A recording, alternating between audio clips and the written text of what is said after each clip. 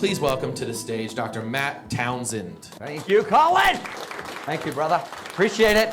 Hello. Oh, okay, I didn't get to see the hands. How many of you have kids? How many have 2 kids? 3, 4. Wow, that's why you're here. 5, 12, 24. How many of you have 1 but it feels like 12? Anybody? How many of you have a child that every time you see them and you talk to them, you think, oh, they remind me of me? And it gets you mad. Like, why are you mad about that? Have you ever been mad about that? Like, don't act like me. Grow up. Sick of it. How many of you love your kids with all of your heart, but you don't quite know what to do with them? Anybody feeling that pain? I have 6 children, 1 girl, 5 boys. My girl is 26 and has had 3 children. So I have 3 grandchildren. Coolest thing about children? Grandchildren. You don't have grandchildren yet? Hang on. It'll happen. Here's the deal. I have a weird life, I feel like. I feel like everything I talk about, and I get to do a lot of TV, and I had a radio show for 11 years and interviewed everybody from Sully Sullenberger, who landed a plane on the Hudson River, to every marriage guru, every relationship guru, every parenting guru. And what I found is that what they teach about resilient children, I learned by not being resilient for a while. My parents divorced when I was a kid. I was 6 years old when they divorced, 6 when they separated, 8 when they divorced. My mom, bless her heart, raised me with 3 sisters. So I was raised by a pack of women, 4 women. I affectionately call them my wolf pack. And they're intense. And I think in many ways, they taught me this idea of resiliency. I almost didn't have a choice to be resilient. How could I not? I mean, I wouldn't survive. I wouldn't survive. Being the only boy in the home, I learned that I was different. I learned that I was weird. I even remember when I became a man. Do you all have that moment when you reach maturity? Mine was very simple. I was in the back seat of an Impala. You remember back then in the day when you could like pace in the car because they were so big? So I was like probably 12 years old, pacing in the back of my mom's Impala. Sitting in the front seat was my mom and my 3 sisters. Isn't that weird? Back then they could all sit in the front seat. Do you know why? Because we didn't care about their health. We had no safety rules, no regulations. But as they were in the front seat, I swear they had the same conversation over and over and over. Every week we'd drive to Tooele to visit my grandma. Every week, same conversation. One sister would say, ooh, I hate Jeff, he's such a jerk. That was her boyfriend. The other sister, just older than me, would say, I think he's hot, I'd marry him in a minute. The college sister would say, wait till you get to Utah State, the guys there are hot. And then my mom would turn back and say, I hate men. I don't know why she talked like that, but it was kind of scary. And that went on. And then the next week, my sister would say, oh, you won't believe what Jeff did. And then they'd all jump in. What did Jeff? I can't believe he did it. And all of a sudden, I'm seeing they'd have I swear, the exact same conversation. Another sister, oh, I love him. He's the hottest thing in the world. Wait till you see the college kid. I still hate men. And that would go on for months and months. And in my head, I'm like, why are they talking about this? Why do they say the same thing every week? And it dawned on me that they needed me to help them fix it. These 4 lovely ladies were stuck, and they needed a man to fix it. So I remember vividly sitting in the back seat, and I'm like, okay, next time they say something, I'm going to just step up and start fixing this, because I think that's what I'm supposed to do. I feel compelled. And all of a sudden, one of my sisters started in on, oh, Jeff's such a jerk. Mom, they all went through. I let them all do their routine. Then I finally stepped up and I said, hey, stop. Dump him. Dump him. Sister, grow up. You're looking for guys way too young. Marty and college kids. Don't talk about college kids anymore. Mom, you got to get over the divorce. Car stops. 4 women look back at me over the back seat, and they all kind of roll their eyes and say, men. And I knew right then that I was a man.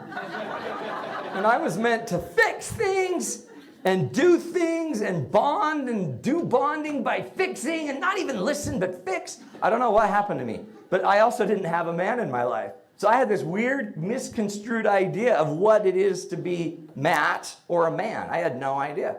Did all you grow up knowing how to be the perfect you?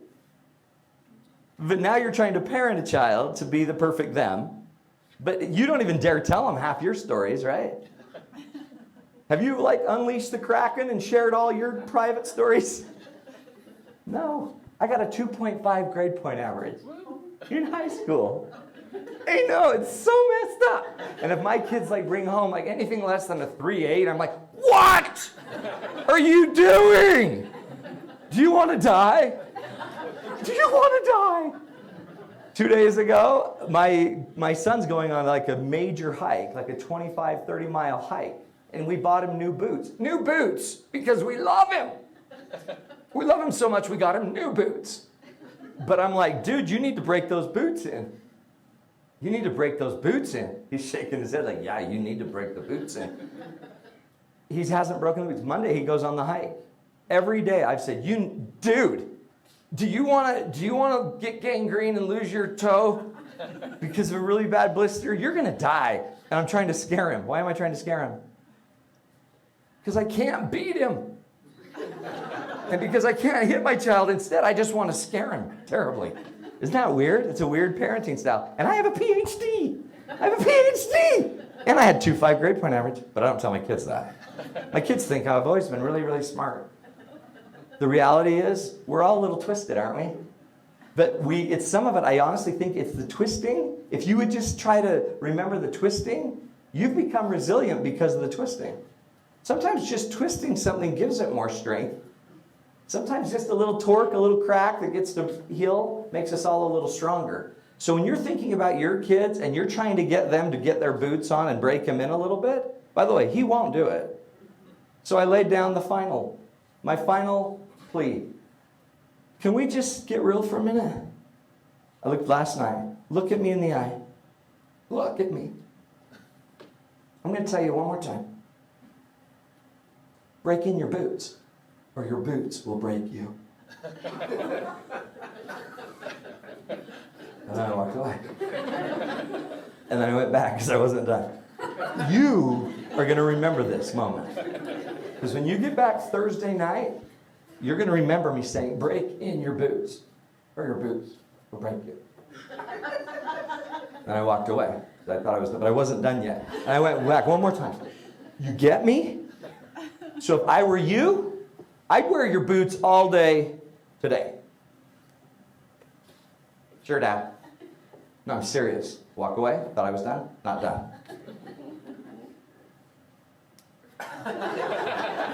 Yeah, much more to say.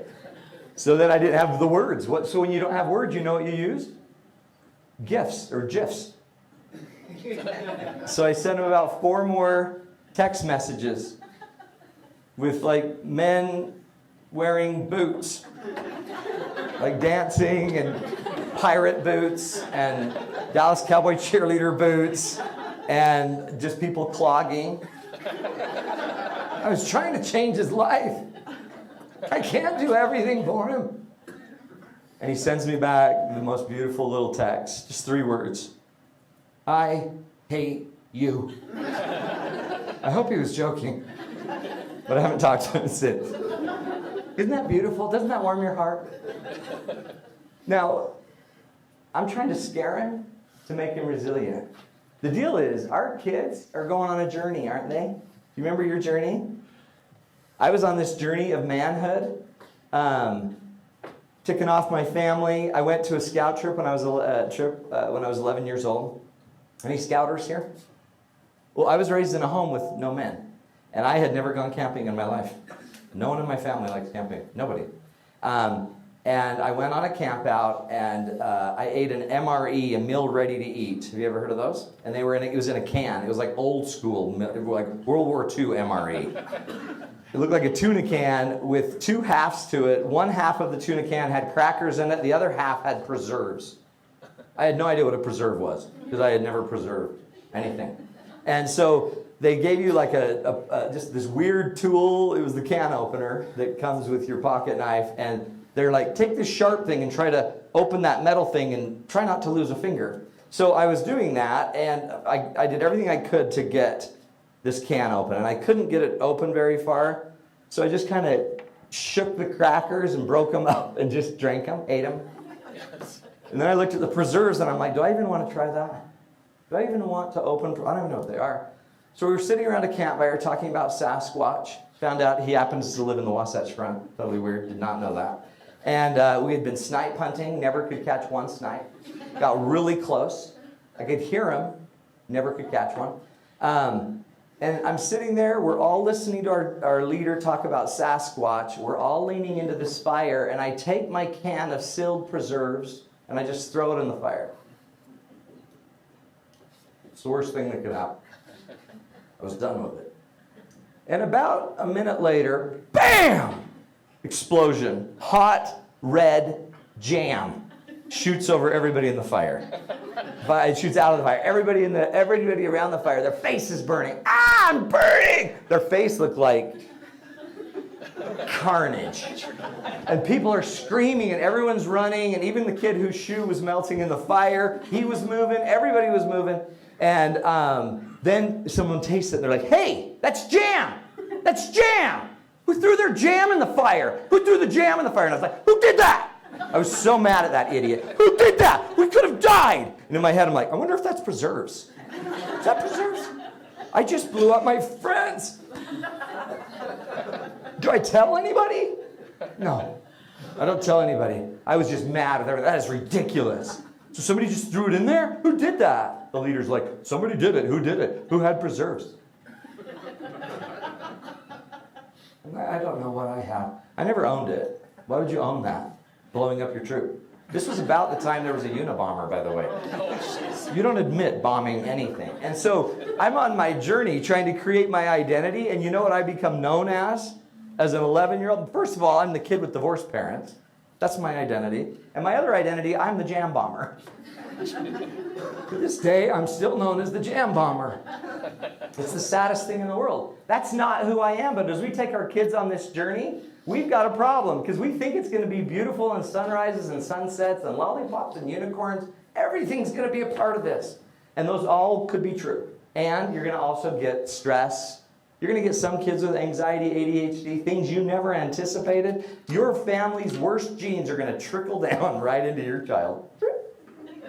And then you somehow get to handle that and find a way to love them anyway. So when you think about taking your kids on the journey, we really are trying to help them get prepared for something. We don't know exactly what will happen, but we know that they maybe aren't ready. Are your kids ready? Does it terrify you?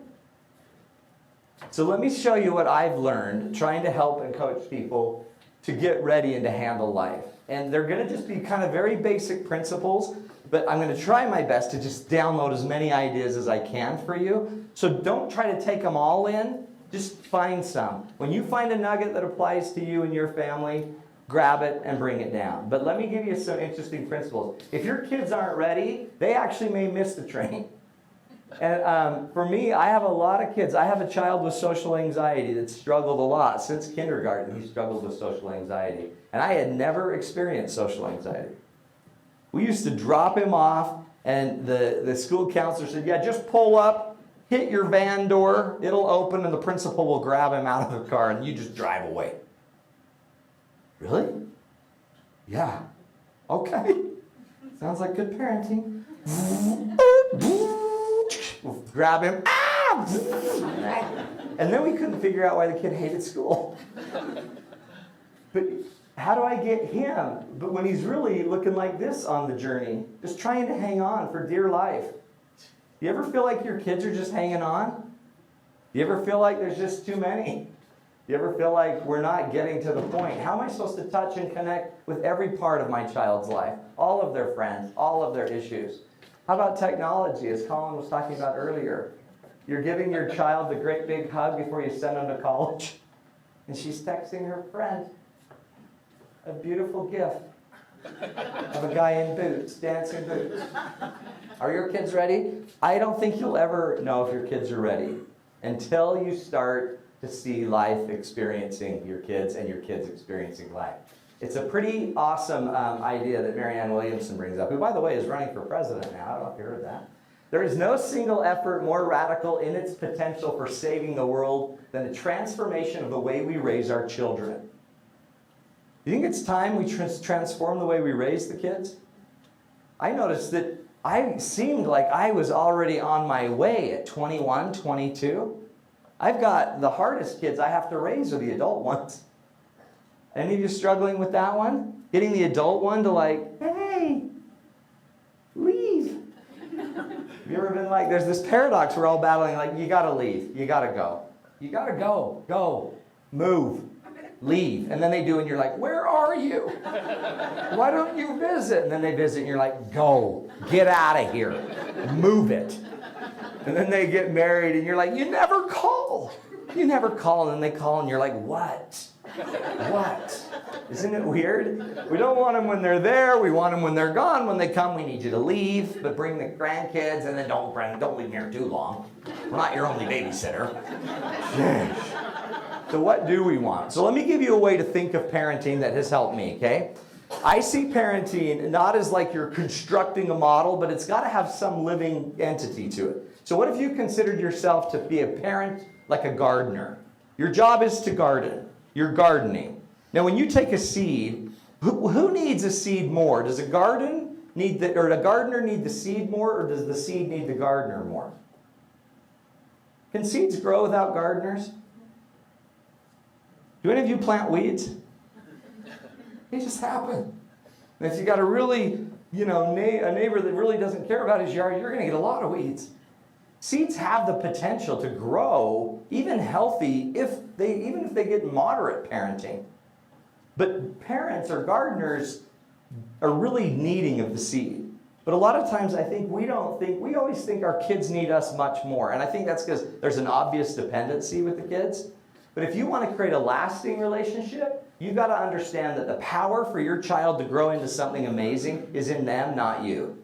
You are not the king of the grower here. Your child, in the seed that is them, they already have the power to do the growing.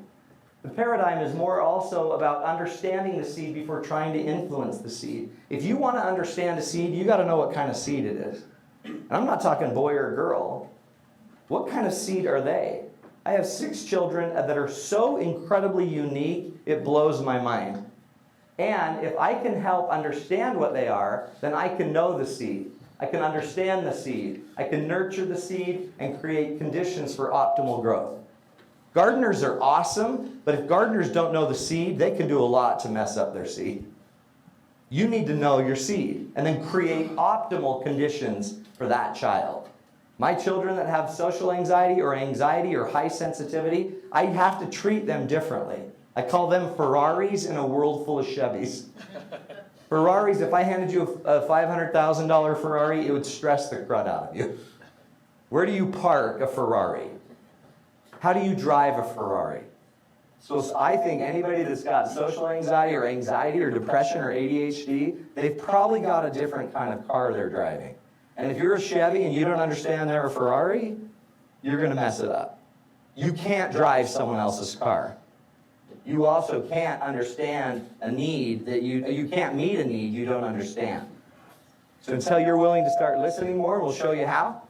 You're not going to be able to reach them. How we see the seed justifies how we care for it. If you see the seed is not a very good seed, you might care for it in a different way. You might overwater it, overplant it, overmanure it. You might put it in a bad part of the garden if you don't think it's good seed.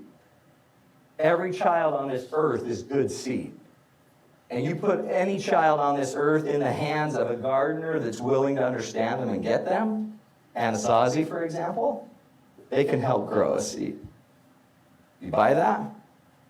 But if we're not having the time because we're too busy trying to do everything else, we're in trouble. Some seeds, by the way, struggle in shade. And some struggle in too much light. Some don't want the spotlight. Some hog it. Some want quiet shade hidden away. Some are introverts, some are extroverts. Strong winds can create deeper roots for some. Strong winds can also topple others. You got to know the seed. Last but not least, trying to cheat the law of the harvest as a parent has really high costs. There's a law, you reap what you sow. It's a very natural law, and I think one of the problems we're seeing in parenting is as parents, we're trying to rob our children of the law of the harvest. We reap what we sow, and what we do is we protect them so much that the child doesn't ever grow roots. We don't trust it enough, so we're always pulling it up to see if the roots are growing. No, not yet. Nope, not yet. There's this weird thing we've got to have as a parent, which is some confidence. And the confidence I'm going to suggest is going to come from a principle that's a more natural principle, like the gardening metaphor. I have 5 boys, I said, and 1 lumberjack and a daughter. And this is my family. And what I learned is this certain principle that I think we all could focus on. Every one of my kids would need me to tie their tie for them because they didn't know how to tie a tie. And they were very, what I would call, they were very dependent on me to do the tying of the tie.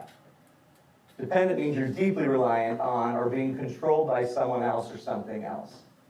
A lot of times, as parents, it was easier for me to just tie their tie and hand them the tie tied, and then I didn't even teach my kids to untie their tie. I just said, loosen it, work it off your head, and save it for a rainy day. But by the way, me doing that, I virtually kept my children dependent on me for years. Why would that help? They needed me. But every one of them would eventually progress. Some would leave and go on a mission. Some would go away to college. Some would graduate, only some. And as they graduate, I'd have to figure out a way to help them be more independent in their tying of ties. Independent in tying of ties means that they actually can all tie their own tie. Interestingly, you can wait as long as you want to teach them that great skill, or we can teach it as early as we can. I think kids could probably tie a tie by 8. You know how I learned to tie a tie? My father? No. My mother? No. A scout handbook that I got when I was the jam bomber at my first jam bombing. I learned to tie a tie from a handbook. Now it's the internet that teaches us how to tie the tie. But tying the ties mean I need everyone in my family to be able to do it themselves. It doesn't mean that I can't help them. It doesn't mean I still won't put a dimple in their tie for them. It doesn't mean I usually, with the one with the beard, I usually have to pull his tie from underneath his collar over to the front.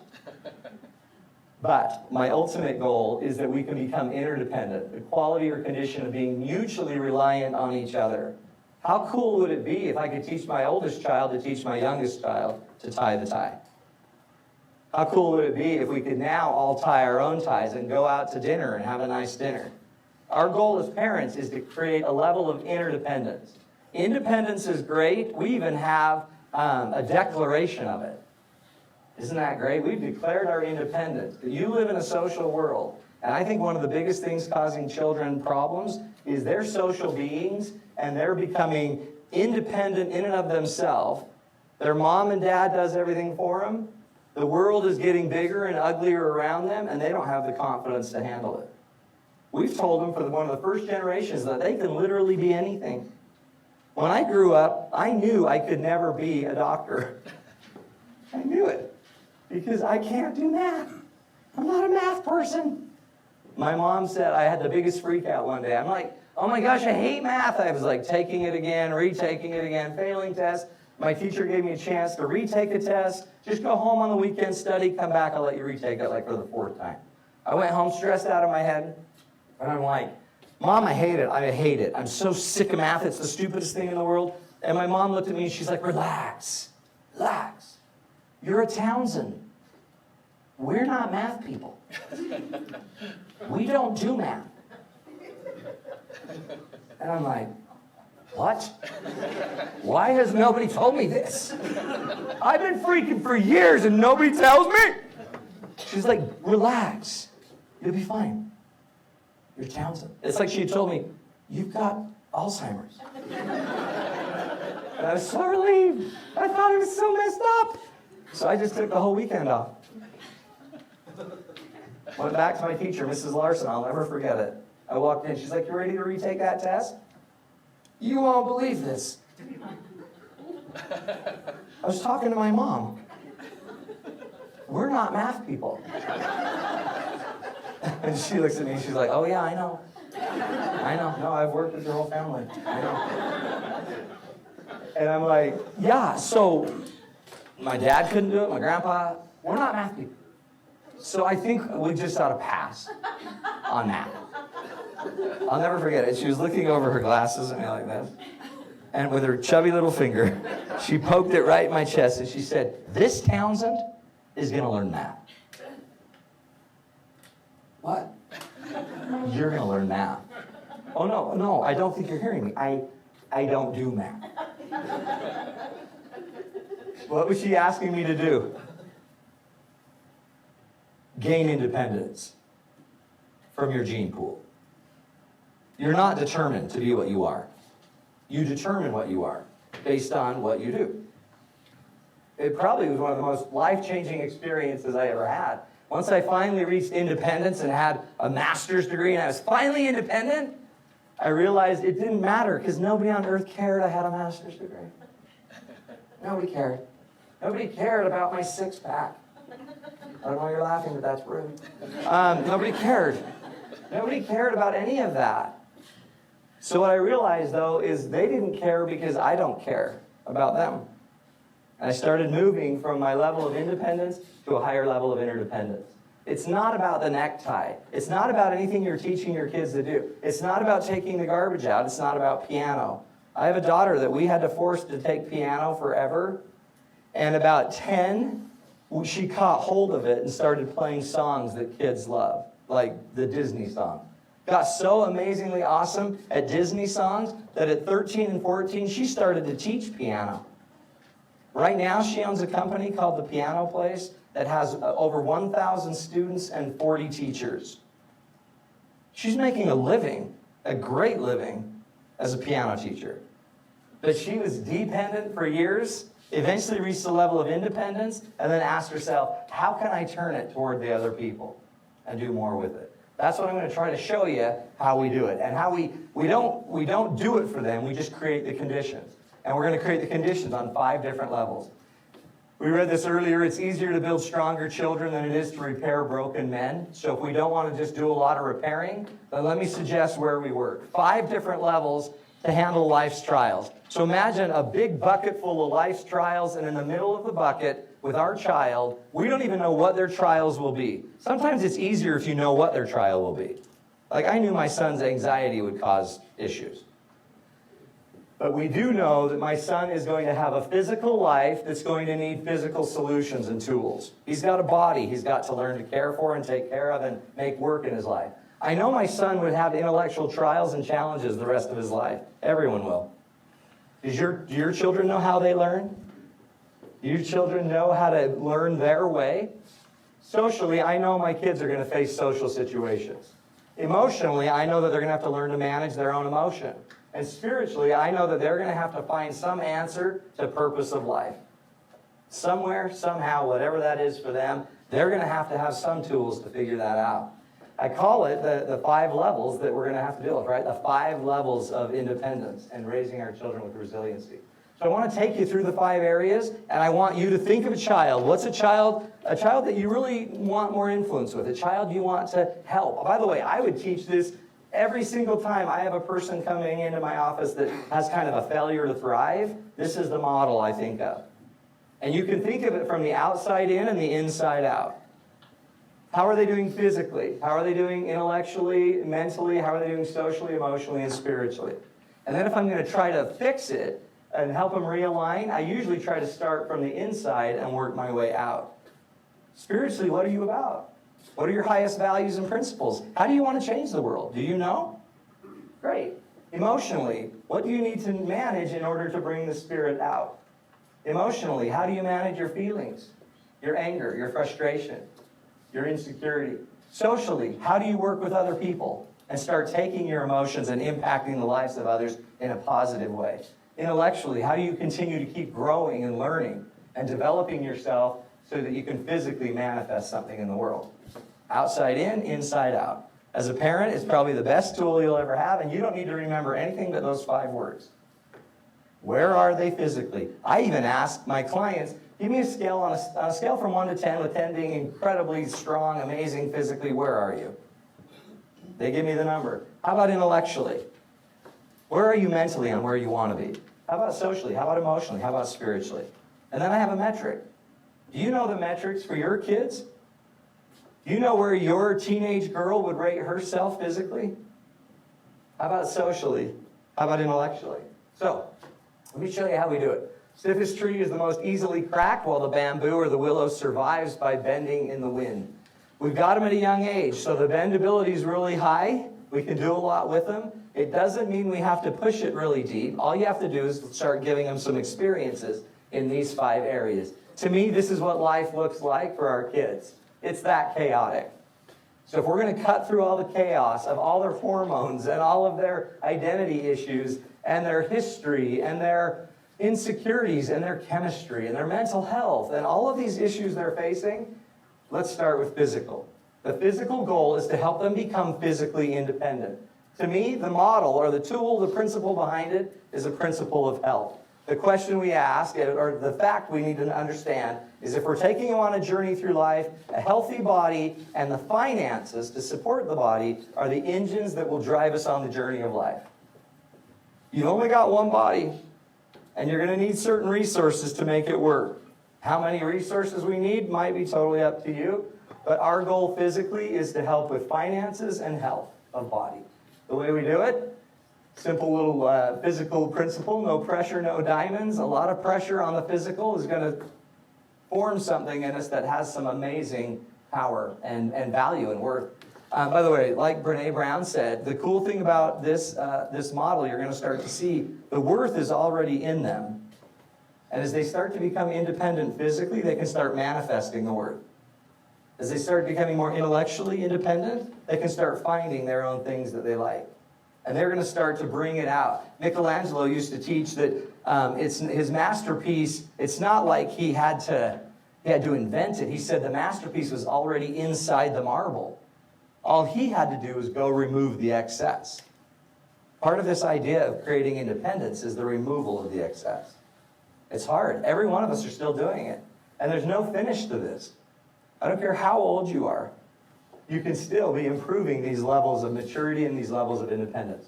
If physical independence is the freedom created when one provides for their own physical, financial, and their own welfare needs. Long-term benefits, physical health, and sustainability. The to-dos, let me give you some basic to-dos. And Colin talked about it earlier. Teach your kids to dare. Teach your kids to risk. Expect a risk in life. Expect it. If your child doesn't like ordering at the table when you're at a restaurant, we need to get some risk. If you're going to reward them for something, reward them for being out of their comfort zone. Why? Because that's life. The rest of their life, they're going to be having to deal with it. Reward more risk, celebrate more failures. Are your children allowed to fail?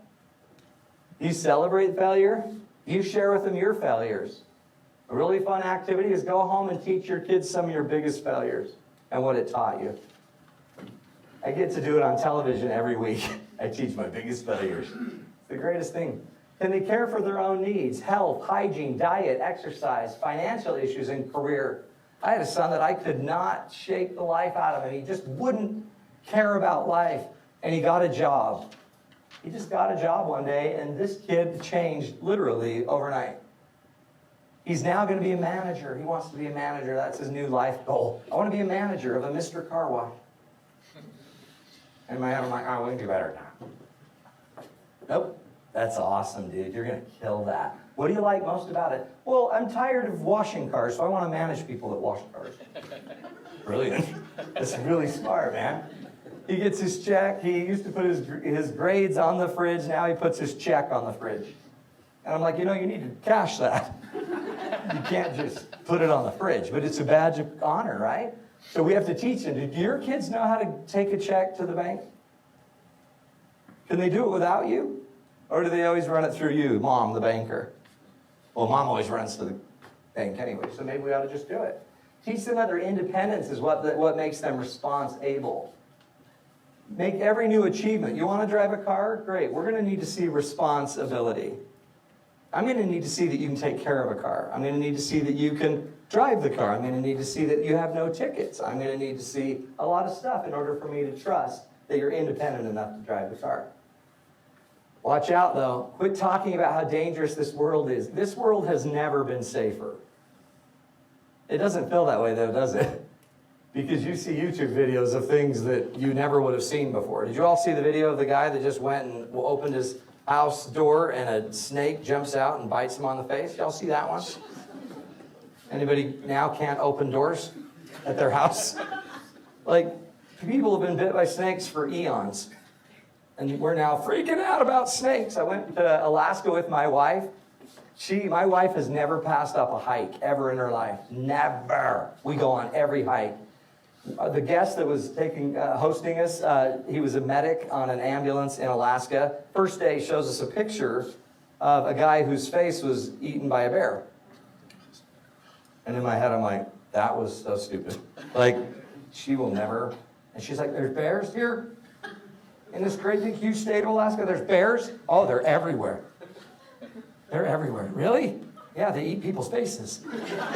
So then I'm like, oh no. And then we walk into the house we were staying in, and there's a big stuffed bear.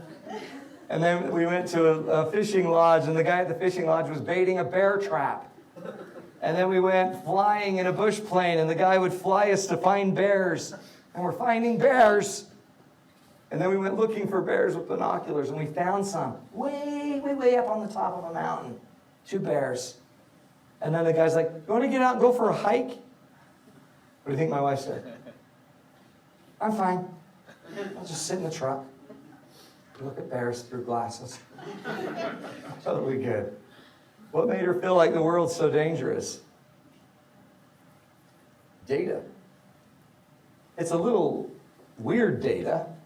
We then went to the airport, and while we were waiting for our plane, we were looking at these really big bears, and she's like, aren't they beautiful? And I'm like, yeah, in glass. That 9-foot bear doesn't look so scary, does it? Should we not have gone for that walk? She didn't want to go on the airplane ride because she had an uncle die in a plane crash. She didn't know while we were there that 3 other people died in bush plane crashes in Alaska. No one dared tell her. Isn't that weird? See how information impacts us? Watch out, the information you're letting your kids get. Maybe it's better we don't let them have some information, but instead we teach them some skills to handle it and don't give them the information until they're independent enough to handle it. Focus on effective, long-term versus short-term. Sometimes we're way too into efficiencies instead of effectiveness, right? At some point, it might be better to know which direction we should be heading first instead of how quickly we're getting there. And it's hard as a parent to not just focus on efficiency, but think long-term. Quit living your life through their body, activities, or opportunities. Them going to state in football has nothing to do with you. Them being the best dancer ever is nothing about you. The minute you vicariously live your life through them, you've stolen the life from them. It's their life. By the way, it's their success. What else is it? It's their failure. Let me help you through it. I'll always be by your side, but this is your journey. And let me give you the tools to handle failure physically and socially. Say yes more. No keeps people from sticking their necks out. I'm the total no man. My kid will come over and say, Dad, can I have a late night or go sleep over at a friend's house? My automatic thought is no. And he's like, why? I don't know. Just don't want to have to get off the couch and drive you there. No, I'll walk. No. Dad, where's Mom? Why? Just want to talk to Mom if I can go, see if I can go. Mom will say yes. I'm just going to ask Mom. You know what? Mom's not here. Where is she? I don't know. Mom's dead. Okay, Mom died. It's not good for their psyche, but my kids still think their mom is dead. I don't know why I say no. I just say no. It's not healthy. Say more yeses. Help them find out their plan before you have to push it very far. The physical body, you get it. The hygiene, you get it. The finances, you get it. It gets a little harder when we dig a little deeper, I've noticed. Sometimes it's the private stuff inside that makes it harder. Intellectual independence. And as we go through these, by the way, take a test on yourself. How are you doing physically? Are you physically independent? Could you make your own meal? Yeah, once. Could you make it for a year? The same thing? I don't know. Could you mix it up? I mean, I'd learn. Oh, good. Let's get to learning then. How would you learn? Does your child know how to learn? Have you ever like, so I think Yogi Berra said this and this and this, and 5 seconds later your kid's like, yeah, it wasn't Yogi Berra. It was Cassius Clay. Oh, good. Good for you. Where'd you find that? I just looked it up. Try remembering stuff and having a brain on your own. I did that for years. You didn't even know that that was going on. Learning helps us avoid delays on our journey, detours, and elevates results in the journey of life. Are you a learning being? What's the last thing that you learned that you've actually implemented in your life that didn't involve an app? What's the last book you read? What's the last podcast you listened to that you learned and you implemented something? Are you a learning being? It's interesting. Kids tend to be learning beings until we parent them. Then they learn to not learn. Are you a learning being? Are you good at this? There are two great days in a person's life, the day they are born and the day that we discover why we're born. Do you remember the day you discovered why you were born? Have you found your identity yet? Have you found your goal? Why are you here? And how did you learn that? One of my first jobs and the degree I got in college was in broadcast journalism, and I didn't know what I should be. I thought I'd be a doctor, then I didn't do math, and then I thought I should be a lawyer, and I hated the contention, and I didn't want to read all day, and then I thought I'd be a therapist, and I learned about Freud, and that guy's messed up, and then I didn't know what I wanted to be. And I remember my wife one day looking at me, and she said, I really think you'd be really good on television, like as a reporter or an anchor. I just got a little feedback from a social mirror. And it gave me confidence. So I went and got a degree in broadcast journalism. And I excelled in it. I loved it. And I got in this incredible field, but I always had this empty spot because every day in journalism, you're pretty much only as good as that one day. Tomorrow you have to move on and give up that day. And I had this affinity for wanting to bring everything with me in my stories. But I couldn't bring everything with me. So I went to get a master's degree. And my entire life, I wanted to help people learn to communicate and resolve conflict. And as I'm getting my master's degree, I had a professor, Scott Hammond, and I was teaching journalism students how to be a journalist. And this professor, Scott Hammond, taught me this theory called dialogue theory. And it changed my life forever. It literally is what I've based my entire life on, is how to communicate and resolve conflict with people. And I never would have known about it until I was willing to step into more and more risk and learn at higher and higher levels. Intellectual independence is the ability to know when and how to learn new knowledge, skills, helps, and tools. The benefits is it increases practices and possibilities. If you could get your kids really good at creating more opportunities, more possibilities, more practices that work, they're going to be able to handle anything in life. The principle to being resilient in life is your ability intellectually to create a lot of practices and possibilities. If you have limited practices and possibilities, only the ones that mom and dad gave you, you're in trouble.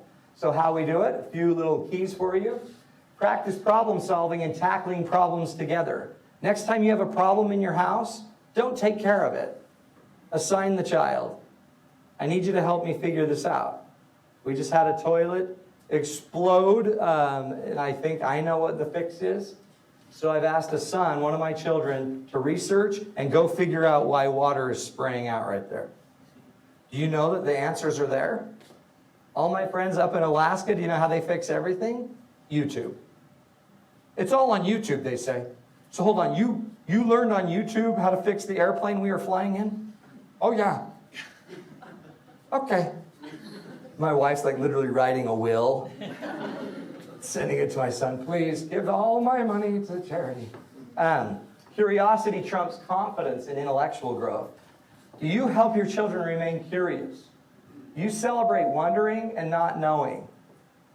Is it okay to not know something? When was the last time you told your child, I don't know that? How do you think we could figure that out? You want to bet they'll go research it? And by the way, if they're curious enough to ask, they should be curious enough to figure out how to find out. Are you leading your kids to how to find out, or are you just giving them an answer, giving them a fish? Help them create their own learning habits. Don't assume they learn the way you do. I learn completely differently than my children. I wrote a book, for heaven's sakes. I have 2 more books I'm writing right now. My kids have never read my book. And they're like, well, you need to put it out on audio, on Audible. Then I'll read it. Well, that's not reading, son. That's listening. The least you could do for your father is read his book. You guys. Well, Dad, the least you could do is just put it on Audible. You're so right, son. Focus on what works, not what's broken. Seeing the good increases or decreases perfectionism. I'm a big believer that a lot of our perfectionism doesn't just come from this insatiable need to be perfect. I think that many of us in this room are highly sensitive people, and we pick up a lot more information. 20%, the research shows, of all the animal kingdom pick up 4 times more data than everyone else. High sensitives, they call them. I could again call them Ferraris. 20% of the elephant herd pick up more data, more smells, more noise, more vibration. They're physiologically sensitive to that information. Now, if my child picks up 4 times more information, they may be a perfectionist in your eyes, but it may just simply be because they have 4 times more ideas for how something could work. They've thought about it a lot deeper. High sensitives tend to go really narrow but really deep. 50 feet wide, 50 miles deep. That's a Ferrari. Chevys tend to go 50 miles wide, 50 feet deep. Really wide life, really shallow living. Ferraris go really narrow but way deep, and they think and they think and they iterate and they iterate and they iterate and they iterate. And you know what that ends up creating? If they don't have a way to process it, anxiety. If you pick up 4 times more data than every other human and you think about it a lot, you're going to feel anxious. Do your kids understand? Perfectionism shouldn't be the goal. Learning and creating ideas and solutions and learning how to choose a solution should probably be the tool. Some watch outs. Celebrate life's failures as much as successes. Another watch out is don't believe everything you learned about learning. There is a ton of research right now about how you learn to learn is probably wrong. Should you do all your studying without any other stimulation going on in the room? The research actually says no. Having a radio on, even having a TV on at times, actually creates more connections in the brain and will increase retention. Should you study all week, nonstop, all the time, nonstop, or is it better to do it in intervals? Intervals. Shorter periods, deeper, more applied learning where you have to call out the learning instead of just rote learning where you just regurgitate. Study it, learn about it, it's real. Allow your children to set their own boundaries so their learning is in their power. Help them understand how to turn off their own TV and do some of their own learning. But make learning part of life every single day. And when you do, amazing things happen. Then they have all of these tools and skills that they can start to bring into relationships and interactions with people. One of my favorite quotes, look at this. A person who never learned to trust confuses intensity with intimacy, obsession with care, and control with security. If you don't know how to trust, what you think is intimate is just intense. What you think is caring is obsessiveness. What you think is security is controlling. One of the reasons we've got to help our children become socially independent is so that they can learn to trust. The ultimate outcome of social independence is the ability to empathize and connect deeply with others and enroll them in your journey. We've got to be good with people. Now, it doesn't mean you have to love being an extrovert or whatever, or be an extrovert, but you do have to have some basic connection skills. Here's some to-dos that I recommend. Social skills, awesome communication, conflict resolution stuff. I have stuff in my book, Starve Stuff. There are a million communication books, dialogue books that are really powerful. I think honestly, social skills, we teach them a lot. I think I'm seeing in my own practice more and more people need the social skills. My children alike, all need more social skills than they're getting. They're just not learning it as naturally as they used to. Can they form healthy attachments with others? Right now, the research shows 60% of our millennials have attachment issues, meaning they can't safely attach with people. So they tend to either be anxiously attached, where they need to control the person, or they detach easily when times get tough. Does that create any problems? There might be a reason why our millennials are marrying later. I mean, a lot of reasons. One of them might simply be they feel a little less safely attached to people. It scares them more. Great book called Hold Me Tight, a huge movement in therapy world called emotional focused therapy. And what you'll notice that sometimes your biggest reaction today is usually an echo of a little raw spot of where you learn not to trust somebody in that situation. The anger today and frustration today about something may not have anything to do with what we're fighting about. It may very well have something to do with the fact that at 14, your boyfriend that you thought for sure you were going to marry never talked to you again and ghosted you. And it traumatized you. And right then, that person learned to become anxiously attached. It's better to control everybody that you date. And then that every dating experience since then may have formed some form of that. Huge movement right now in attachment disorder. Hold Me Tight's the book. You understand social styles. Are you an introvert, an extrovert, or an ambivert? I don't know. I don't even know how I've heard. And vert is more about how you convert energy. Do you get more energy alone? That's an introvert. You get more energy with people? Or do you get more energy both ways? I'm kind of just a big ambivert. I love being alone. I get more energy being alone, but I love being with people. I feel like I'm really socially skilled, but I'd rather be alone. Do you make that okay in your family? My wife is a major extrovert and sometimes asks my kids, why are you out playing with the others? It's a simple question for an extrovert to ask, but the introvert asks, what's wrong with me because I'm not out playing with others? Mom keeps telling me I should be playing with others. Everyone in the neighborhood's playing, why aren't you? And they're like, I'm just reading a book. What's it about? Hope it's about social relationships. Because if it's not, you're screwing it up. Arrows out versus arrows in. My son went to a dance in high school, hated the idea that he'd have to dance with a girl. Called me, he was down at BYU and they were doing, it was like EFY or something, and he called me and he said, Dad, I don't want to go to the dance. I'm so worried about it. It's stupid. Why do we have to dance with people? What would you say to him? By the way, were his arrows toward people or toward himself? Do you think anybody else out there, any girls are terrified about going to this dance tonight because they're afraid no one's going to ask them to dance? Yeah, probably. Why does that matter? I don't know, just think about it. You're a guy in a culture where it's okay to go ask or not. But in a culture where the girl may not get asked or feel like she has that freedom, a strength to just go ask anybody yet. What do you think she's thinking? It's like, I bet she's terrified. She's got a brain, she's terrified. So what if we just went and found her? Why don't you just go find her tonight? Well, how will I know? I think you'll know. Just go find the one that needs to be asked. You'll get a sign. They might be sitting alone. So just go dance with someone that I don't want to dance with? Yeah. Why would I do that? Well, just for her. Just make her feel better. Then it's not really about you. You've just turned it into something really cool. Fine. Call me the next day. Dad, I found like 4 of them. They were everywhere. I don't know if they were, but he found 4. Can your kids learn to turn it outside of themselves? Now, it's natural for kids to always turn it in, but you could shine a light out. You could show examples of it. Find examples online where people are turning their arrows out.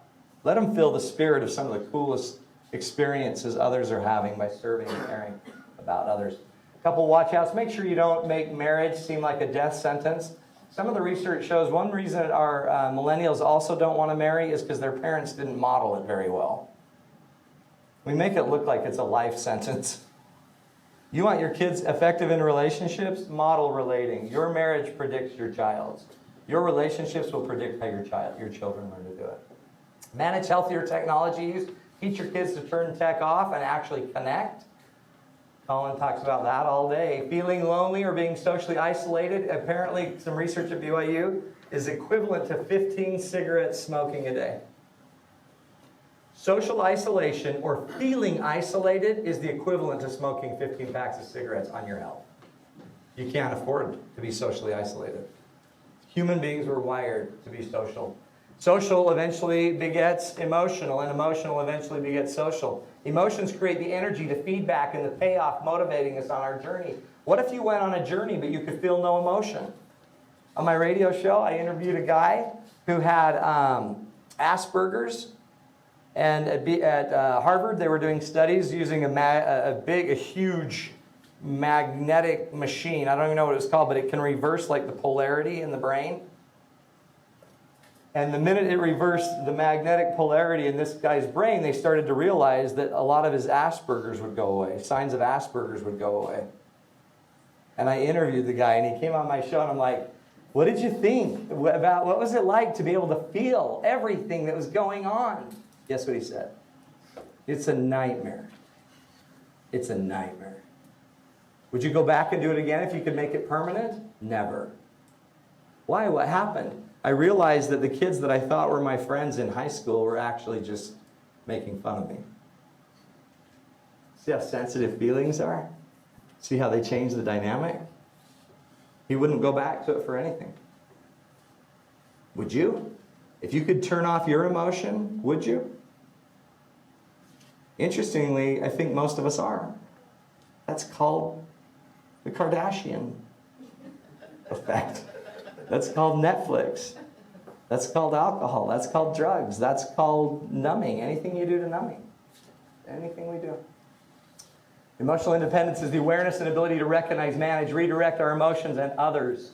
The benefits, feeling a personal push and promptings. The to-dos, teach how to recognize and name their emotions. Make emotions something we share. If you see an emotion in your child, name it.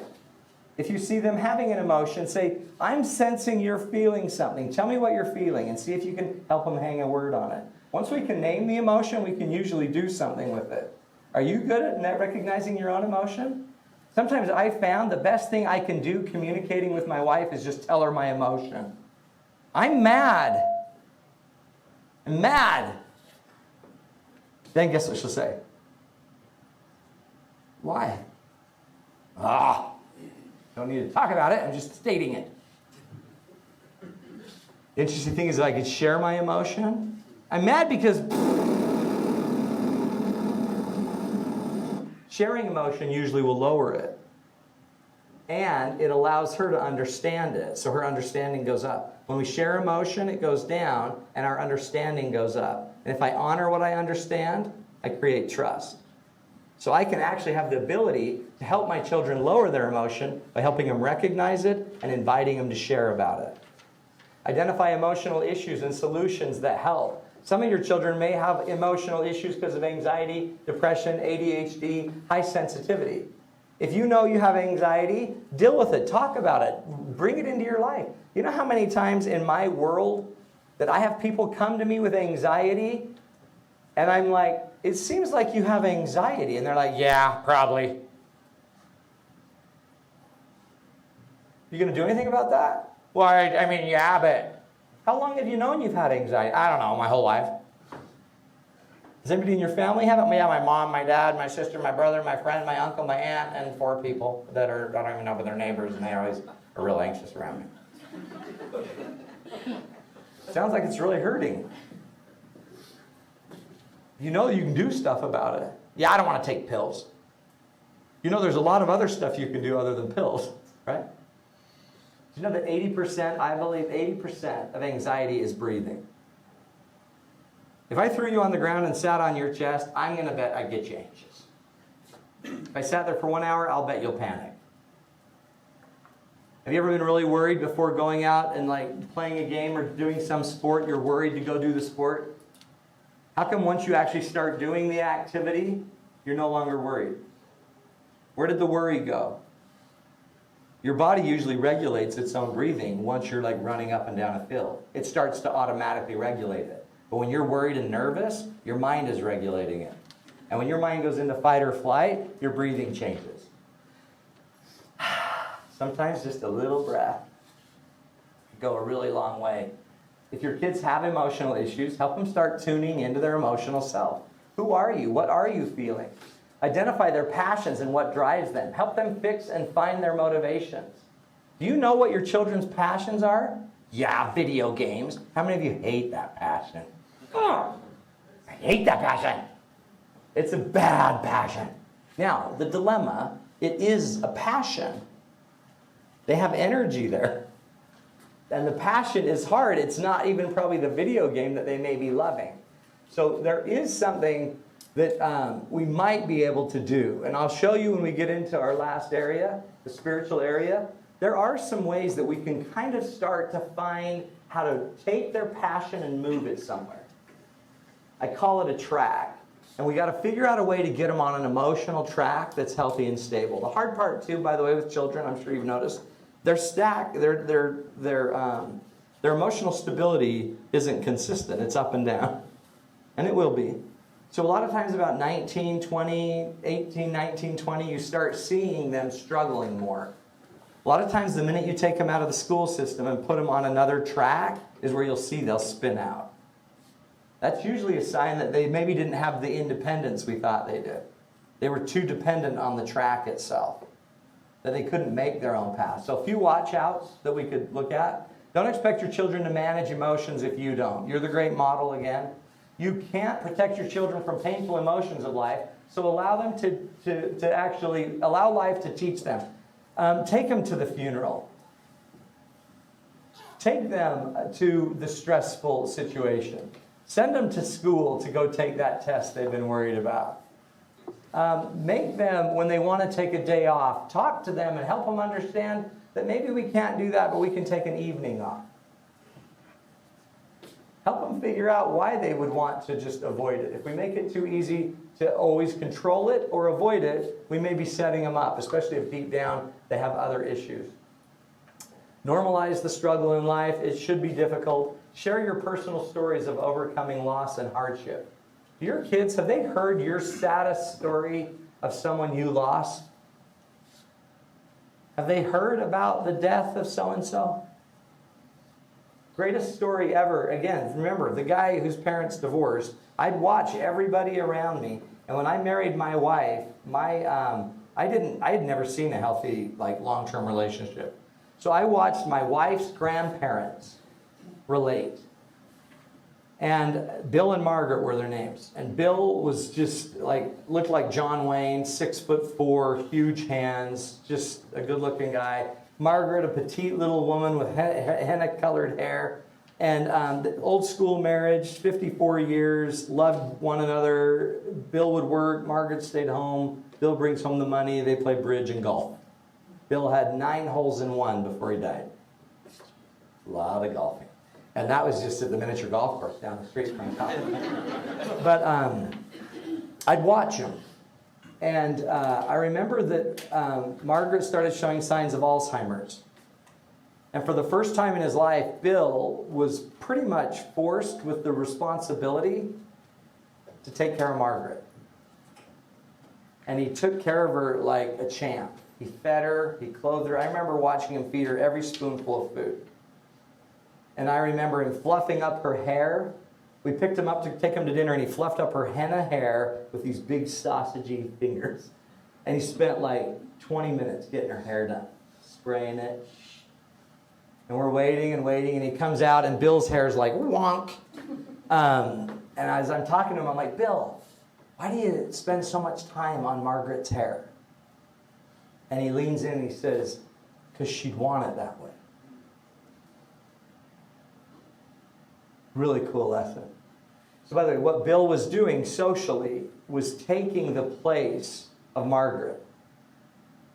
That's basically social intelligence. He's now getting in to Margaret.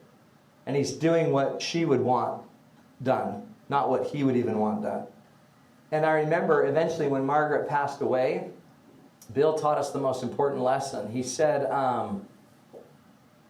really weird, the night she died, he just looked at me and he said, he was crying and he said, now who am I going to love?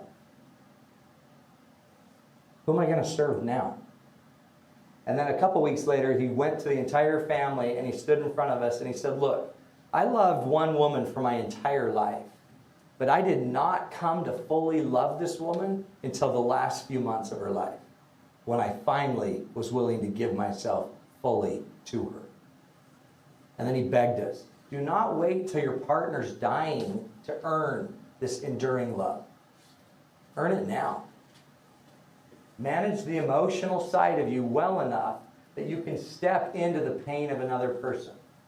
One of the greatest blessings of people with anxiety and depression is they understand others more. It's a gift. If people are suffering with anxiety, depression, or ADHD, it can be a gift. That's a Ferrari. A Ferrari can be a gift or it can be a nightmare. It's how we frame it as parents. If we hide our emotional issues, if we hide our sensitivities, if we hide our fears, we're not dealing with them. We need to teach our kids to put them out there. By the way, there's never been a generation ever where it's been put out like it is now. It's okay more than ever before to have anxiety. My son, who couldn't go to kindergarten, eventually became a student body officer. Because what he ended up doing, this son never in his life could ever, he couldn't learn music like my daughter did. This rote way of learning, left to right, very typical way of learning music. He just couldn't do it. It wasn't the way he learned. And every time we forced him to do it another way, it would stress him. This kid was the most talented kid, the weirdest brain you've ever seen. He was an all-star pitcher, hit a home run out of the park. Next year, he wouldn't play baseball. He was an all-star quarterback, best team in our school. Next year, they took the championship. Next year, he wouldn't play football. The most beautiful artist you've ever seen drew a picture of the Salt Lake Temple with pencil. And I had 3 sisters that wanted to buy copies of it for $50 each when he was 12. He wouldn't do one copy. Too much pressure. Can't repeat it, can't repeat it. Sent him to take music lessons, couldn't do it. Hated doing it left to right, hated reading it the way he had to read it. So finally we're like, we're not going to pay. We're not paying if you're not going to practice. He's like, fine, whatever.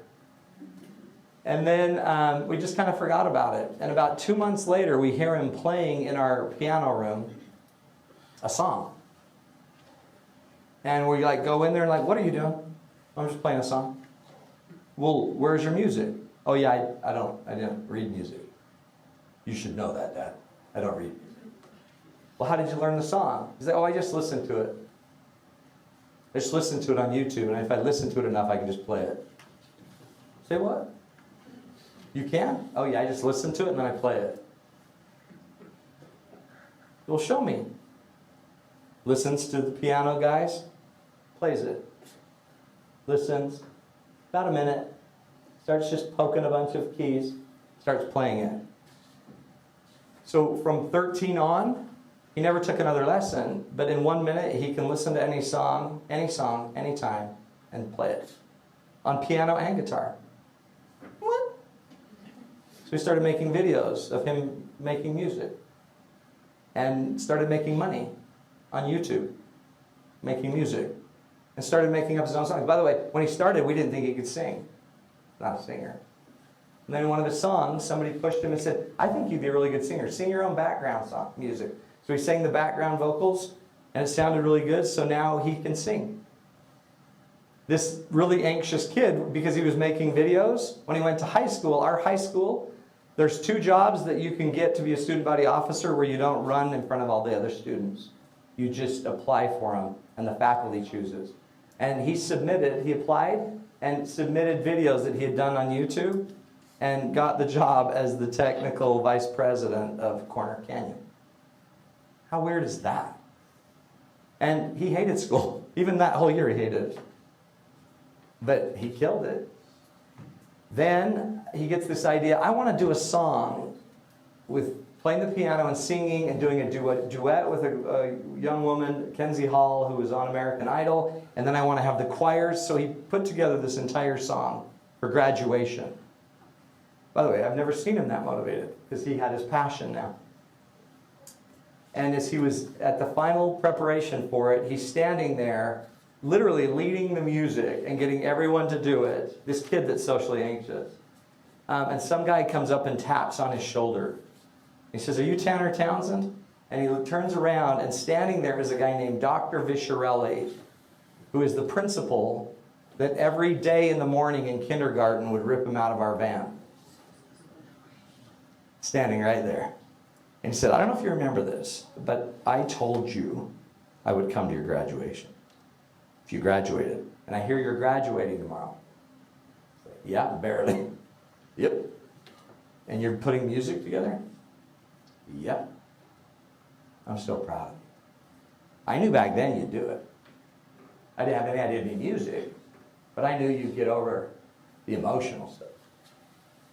That's a champion. Don't we all need those? Don't we all need the examples of our family and our friends? The last area where we need to somehow connect, and it doesn't have to be religious, but it does need to be somewhat spiritual, is peace and purpose. Spirituality, I believe, is the GPS that helps us stay on track throughout the journey of our life. Honestly, connection to either a higher purpose. Think of how many people in AA have been saved by having some higher purpose to turn their addiction over to. How many people have been helped by just being able to go out to nature and be inspired and literally let spirit come into them because they're in nature, or they're in a family, or they see something beautiful, or they hear beautiful music. That son of mine that was the high sensitive, I knew something was different about him because every single time a song would come on and he was moved, he would cry. And he said, Dad, I think music's my religion. I think music is my purpose. You know how cool that is to find that? And he found it, by the way, at 12 years old. He's done movie scores. He has a ton of videos on YouTube. It's mind-blowing. Man never made any materials as resilient as the human spirit. Nelson Mandela, he learned that, right? Viktor Frankl, a psychiatrist, a Jewish psychiatrist captured by the Nazis, thrown into Auschwitz. His spirit is what kept him alive. His purpose. That someday he was going to take everything he learned and go teach it, arrows out, to people and change lives. He used to go to the gate, they said, and he'd look over at the women's camp, and he would just envision his wife and the reunion with his wife. He was so excited to be able to reconnect with her. That kept him alive. She, by the way, had passed away many, many months earlier. Spiritual independence is the ability to connect to a higher power, a purpose, a sender, and inspire yourself and others. The long-term benefits, maximizing peace and purpose. To-dos. The to-dos are very simple. Connect deeply with a higher power or purpose that energizes or motivates you, whether it's God, service, or nature. How many times has a service, an activity, donating, contributing, being part of a bigger purpose changed your life? Identify the character strength. This is one of the most important things I've ever learned in probably the last few months, or last few years.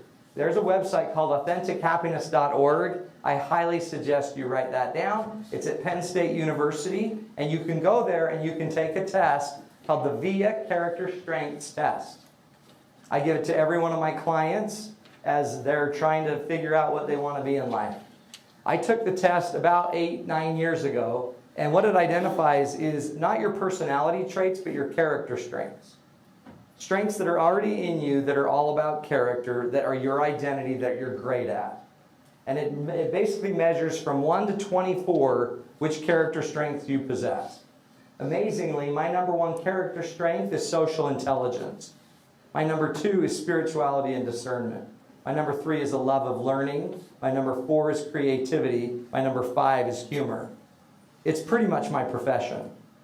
I had no idea about it when I started my profession, but I had the character strengths in me. And if I had known that, then I could start to orient my life to my character strengths. The research shows when people live out of their top 5 strengths and they perform their top 5 strengths in 80% of what they do, their happiness is off the chart. But right now, only 1 in 4 people even use any of their strengths intentionally in their daily activity. We don't even know what our strengths are. Do you? Do your kids? My son is way creative. That's one of his great strengths. Spirituality is a great strength for him. My number 24th is self-regulation. I don't regulate myself. Sorry. Can't do it. So what I try to do instead of regulating is I relate. When I walk into a room, I don't try to be my 23rd strength. I go right to social intelligence. I go right to spirituality.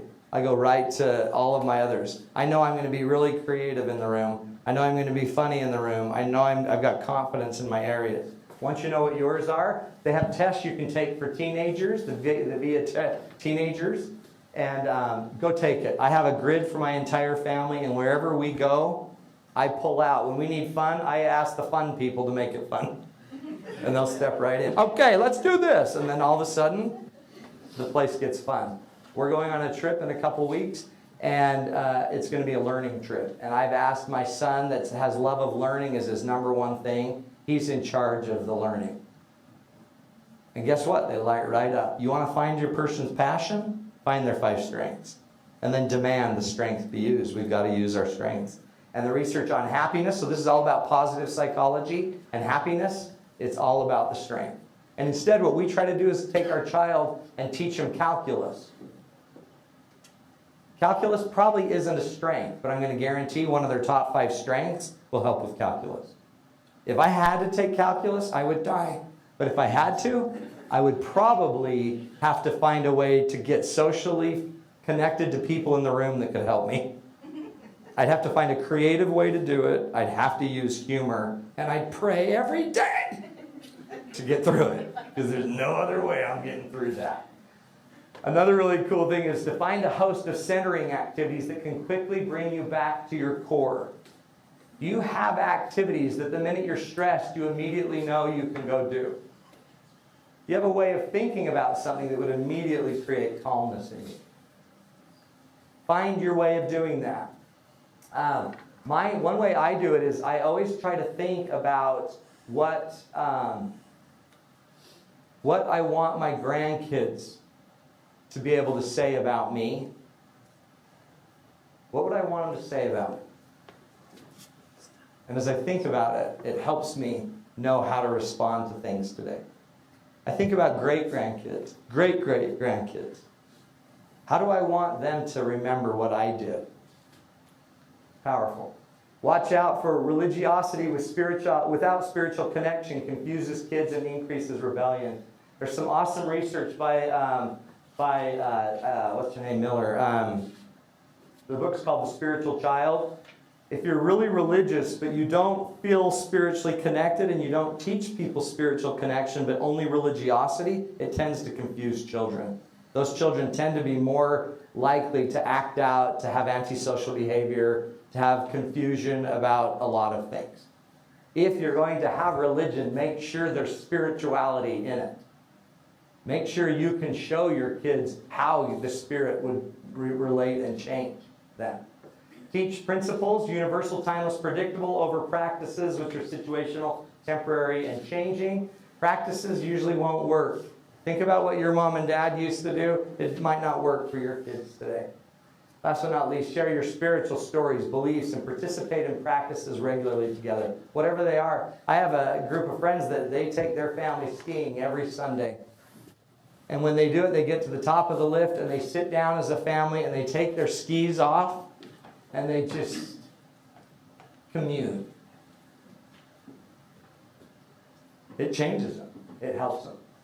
Last quote. Journey of 1,000 miles must begin with a single step. This is a lot. We downloaded a lot. You don't need to do it all. But there are some principles that you can do. We can all be more effective at parenting like a gardener. We can be a lot more effective at understanding dependence, independence, and interdependence. Every one of us can work a little bit harder in our own lives to make sure we're growing physically, intellectually, socially, emotionally, and spiritually. Are we balanced? Are we able to change from the inside out by starting from the Spirit and working our way out? One of my favorite quotes comes from a guy named Victor Hugo, who wrote a book called The Miserables. And that's translated from French. Or Les Miserables. And the quote goes like this. Don't write it down. You can go find it. But the quote says, we must be like the bird. And this is our goal with our children, I think. We must be like the bird who, halting in its flight on a limb that's too slight, and feels the limb give way beneath him, yet sings, knowing that it hath wings. One more time. We must be like the bird and teach our children to be like the bird. And when the bird's halting in its flight to land on a limb that can't hold it, why does the bird sing? Because it has wings. See, birds don't get their confidence from where they perch. Neither should you. Birds get their confidence from their ability to fly. Birds get their confidence from understanding their physical nature, intellectually learning. Birds get their confidence from watching others to learn how to fly. Birds get their confidence from understanding and having a joie de vivre, a joy of life, a natural instinct to put it out there. Can you imagine if the baby bird had to think like a human and take that first flight? I'll stay here. We must be like the bird. Our confidence, if I took a pilot and hung him out over the Grand Canyon in a parakeet, one of them would be really confident and one would freak. One flies airplanes with principles, but they need the plane, and one just flies the principle. You've learned principles. Let's fly. Let's get out of our kids' ways, and let's help show them the way. And I promise as we do, we become the change in our world. We become the change in their world, and then eventually they can take flight. You're awesome. Keep taking care of your kids. God bless.